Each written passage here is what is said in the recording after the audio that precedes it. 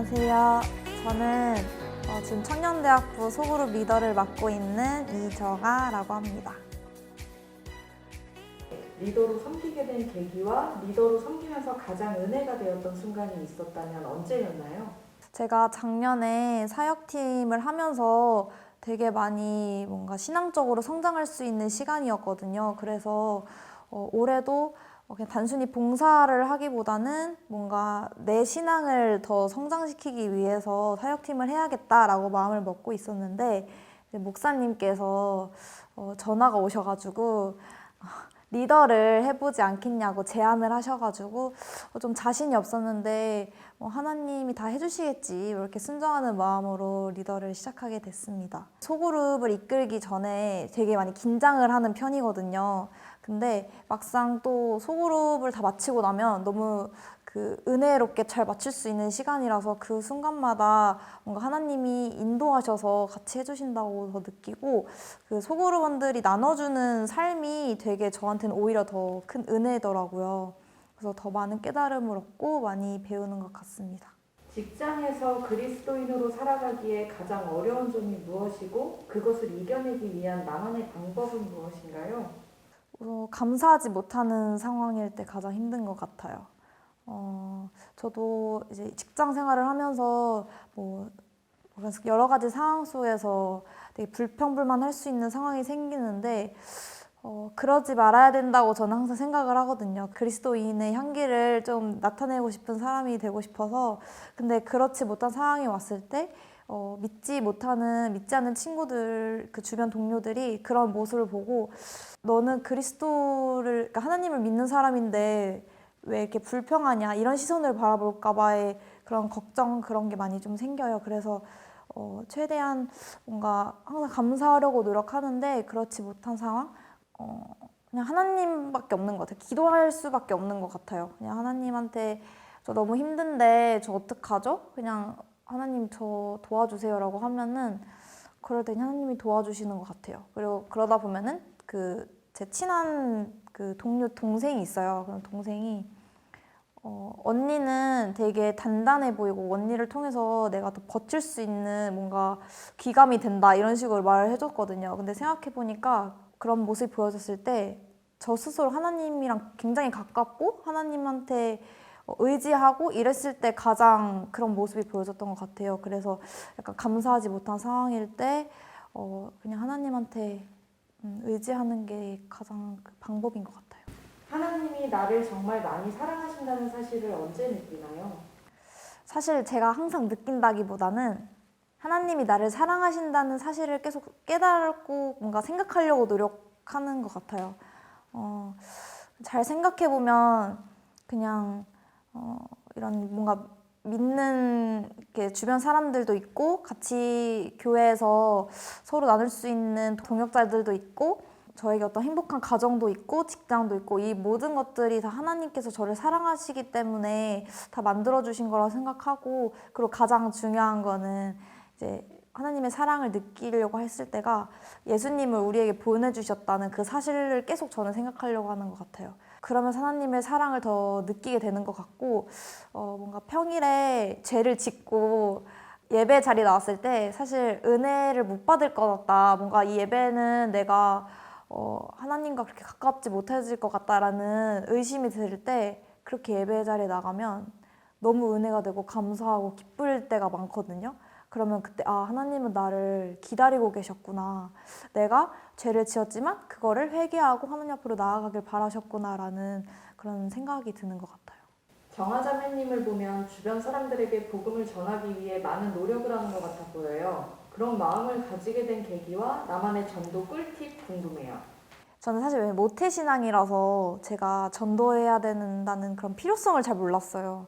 사실 세상이 보는 관점이 전도에 대해서 호의적이지 않고 되게 안 좋은 시선이잖아요. 그래서 좀 피하기도 했었는데 이 전 연애에서 전 남자친구가 믿지 않는 친구여서 그냥 별 생각 없었는데 이게 종교가 다르고 가치관이나 뭔가 세계관이 다르다 보니까 충돌하는 것들이 생기더라고요. 그래서 어쨌든 좋은 사람이고 내가 좋아하는 사람이니까 같이 하나님을 믿었으면 좋겠다, 교회를 갔으면 좋겠다라는 그냥 막연한 생각이 들었던 것 같아요. 그래서 전도에 대한 뭔가 시작이었던 것 같고, 그러다가 외할아버지가 돌아가시게 됐는데 믿지 않으셔서 그때 되게 많은 생각이 났었어요. 뭔가 후회도 되고 뭔가 죽음이라는 게 와닿으면서 다시는 보지 못하는 사람인데 하나님을 믿지 않은 채로 돌아가시니까 더 이상 기회가 없잖아요. 그래서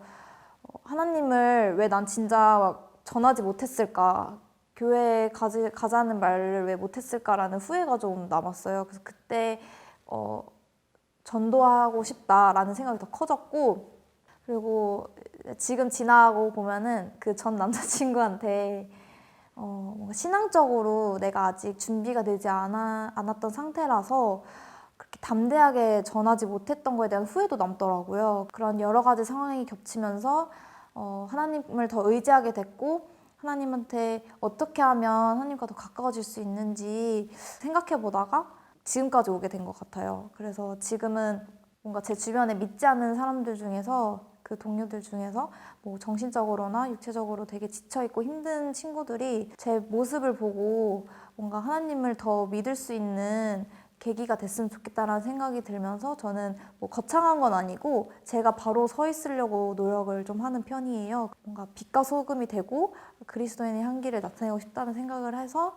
하나님이랑 나랑 좀 더 관계가 견고해지면 주변 사람들이 너는 어떻게 이렇게 흔들리지 않고 단단해질 수 있어? 라고 물었을 때 나는 하나님을 믿어서 하나님 덕분에 이렇게 나는 단단해질 수 있어 라고 말하고 싶어요. 그런 식으로 주변 사람들한테 나를 만드는 원천인 하나님에 대해서 이렇게 전하게 되는 것 같아요. 신앙생활이 지치고 힘들 때가 있었나요? 있었다면 어떻게 극복했나요?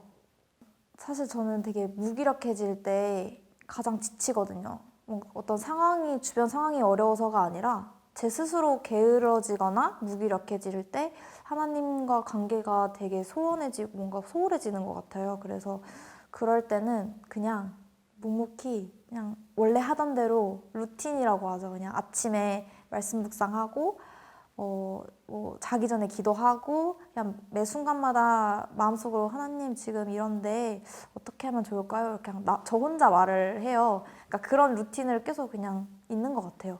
그러다 보면은 전에 목사님이 말씀해 주셨던 것 같은데 그래프가 우리 신앙이 항상 이렇게 올라갈 수가 없잖아요.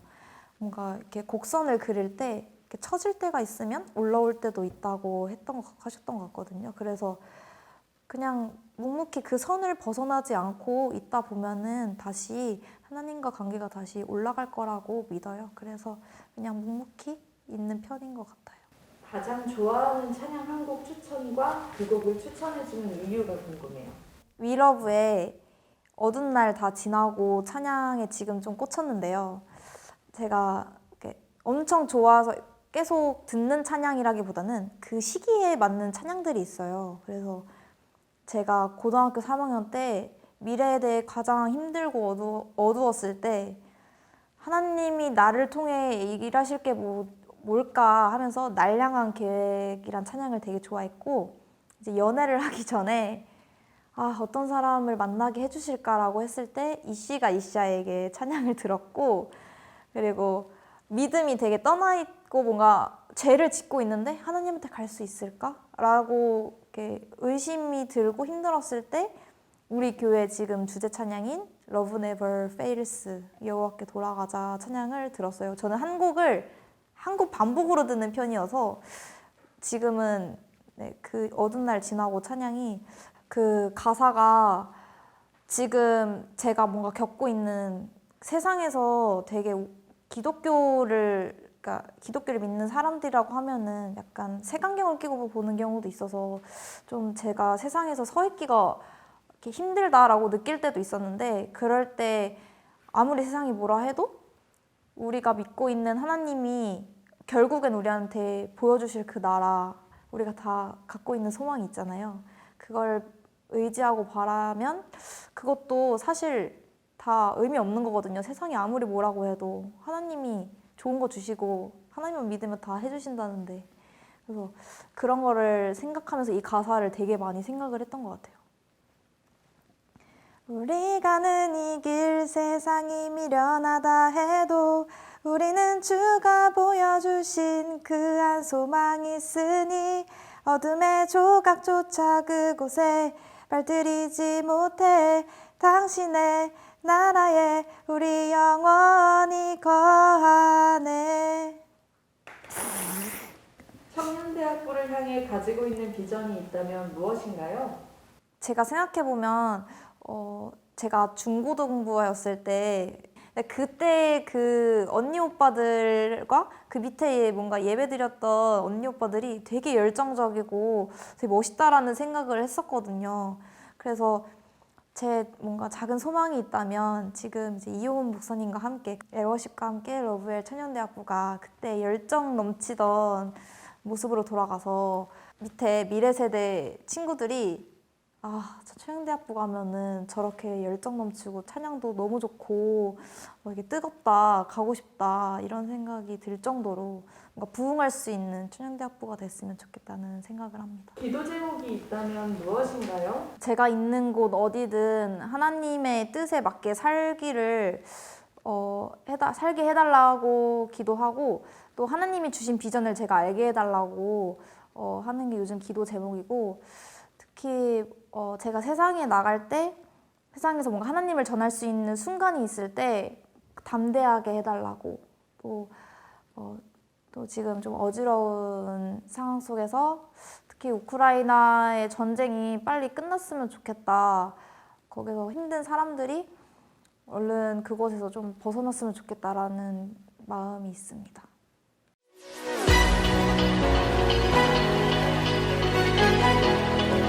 요즘 날씨가 정말 좋은데 이런 날씨에 하면 행복해지는 일들이 뭐가 있을까요? 연애?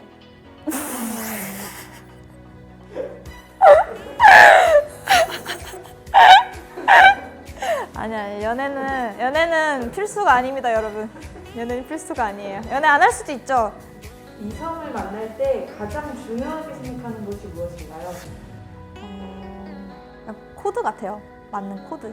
그러니까 이 사람이랑 대화가 어느 정도 맞는가, 재밌는가 이게 가장 중요한 것 같아요. 저는 매력이 가장 중요하다고 생각해요. 그래서 정화자매의 매력은 무엇인가요? 웃는 거? 그냥 밝은 성격인 것 같아요. 잘 모르겠어요. 제 매력을 제가 어떻게 알아요? 주변 사람들이 그걸 느껴서 다가오는 거지. 제가 이런 매력이라서 하는 게 아니잖아요.